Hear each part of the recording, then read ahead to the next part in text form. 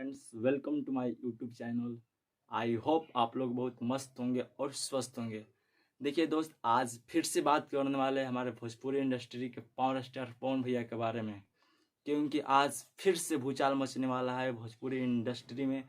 क्योंकि हमारे भोजपुरी के पावर स्टार पवन भैया फिर से एक न्यू सॉन्ग लेकर के आ रहे हैं, जिस सॉन्ग का नाम है दशहरी अमवा, जो आपको भोजपुरी के टी सीरीज हमार भोजपुरी चैनल पर देखने को ये सॉन्ग मिलेगा।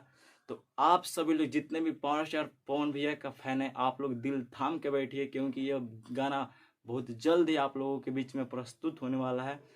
जो अगर अभी तक आप लोग इस वीडियो को लाइक नहीं किए हैं तो प्लीज़ एक छोटा सा लाइक कर लीजिए और कमेंट सेक्शन में कमेंट जरूर कर दीजिए। और चैनल को पहली बार है तो चैनल को सब्सक्राइब करके बेल आइकन को प्रेस कर लीजिए।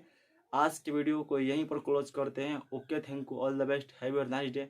मिलते हैं फिर अगले वीडियो के साथ, तब तक के लिए धन्यवाद। जय हिंद, जय भोजपुरिया समाज।